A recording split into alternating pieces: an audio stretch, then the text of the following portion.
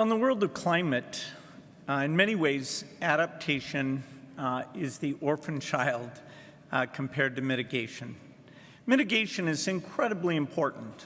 The scale of the problem we have to adapt to will be determined by the speed that we can mitigate. And so in no way would I take away from the urgency of the funding and innovation and scale out. And most of the COP will focus on mitigation. But this is the headline adaptation event. And so I'm pleased our first two speakers are energizing all of us to tell this story of adaptation. In fact, my personal engagement with climate started because I was spending time in Africa talking to farmers about the challenges they faced. And as they talked about the years when their crops would fail, they said that was happening to them more often. And of course, the effects of that are quite dire. These are farmers who don't have a large savings account to tide them over during that year. They don't have a buffer stock. And so the impact of a bad harvest is malnutrition. It's immiseration. And we all know that malnutrition is a scourge.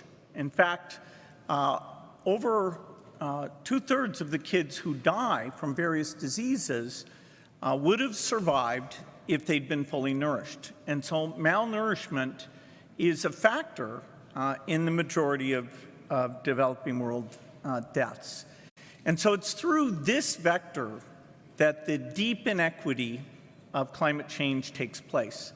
And so when I left Africa, I went back and asked my scientific friends to start me on a process of understanding climate. How clear was the science? What were the impacts? And how far along were we in creating solutions? And of course, for everything, I believe innovation gives us a path to get there sooner, to get there at a reasonable cost. And so both in mitigation and adaptation, innovation is going to be very important. Now, when we hear all these challenges, it's easy to feel like, do we ever solve these problems? And so I want to give two examples where the world came together and fantastic solutions resulted. First would be in global health. At the turn of the century, many people realized that we had vaccines that could save lives, and they were getting to the rich countries, but not to the children who needed the most.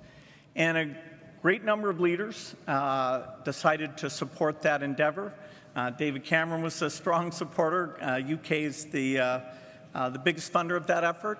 But it's not the funding that's exciting. What's exciting is what resulted. And over the next 15 years after that was created, childhood deaths were cut in half, from over 10 million a year to under 5 million a year. And the major reason for that was that those new vaccines, rotavirus, pneumococcus, pentavalent, were getting to the world's children and making a huge difference. And that's just a great example. New vaccines were created, new techniques to make them at very low cost, new ways to communicate, and the world came together, and that it's such a triumph, I don't think we can celebrate it enough. Turning now to the area of climate, what is the toll of climate? When we think about the victim of climate, what should we have in our mind? Of course, there are weather disasters. There's sea level rise, tsunamis, but the vast majority of suffering from climate change comes from farmers, smallholder farmers, who will experience these terrible years where their yields are often greatly reduced or even completely eliminated altogether. And that's what we should have in mind. The world faced a food crisis back in the 1960s and 70s. In fact, because of population growth, particularly in Asia, there was this deep concern that we would face increased starvation. And the good news on that is that because of the Green Revolution, where crop productivity was increased, that was avoided. In fact, calories per person went up in those years. And so it is possible to raise farming productivity. It is possible to help these farmers in many ways. Improve seeds that can deal with drought, can deal with higher temperatures. That's not all we need to do with the farmers. We need to get them the best weather forecast. We need to get them the best advice. We need to get them credit so that advanced seeds and fertilizer can be used as inputs. You know, there's no reason why we shouldn't be able to double productivity in the key countries, including South Asia and Sub-Saharan Africa.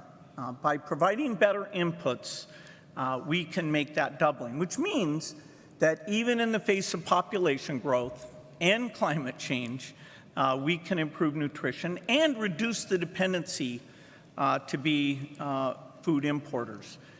The CG system is not well known, but that's the group, CGIR is the full acronym. That's the group that does seed innovation. And so I would say one clear imperative as we move forward on this adaptation agenda is fully funding their work. If they're able, over the next 3 years, to have resources of $4 billion, they'll be able to get improved seeds to over 500 million farmers. And of course, that benefits billions of people. That's not the only thing we need to do in adaptation. There's many things, but I would say the majority of what we need to do is in that space. This is like vaccines.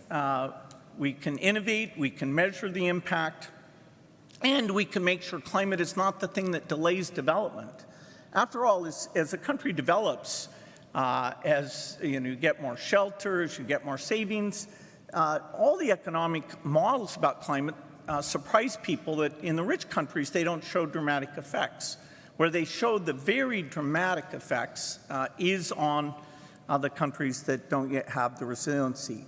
So whether it's just common sense or basic human morality, making sure that additional dollars, not shifting away from education or health or things that are very important, but we need additional dollars for climate adaptation. We're falling short, whether it's in this agriculture area or the other areas as well. And so I'd encourage everyone here to go out and carry this message. There's an exciting opportunity here, and it's an opportunity driven by an equity agenda. Thank you.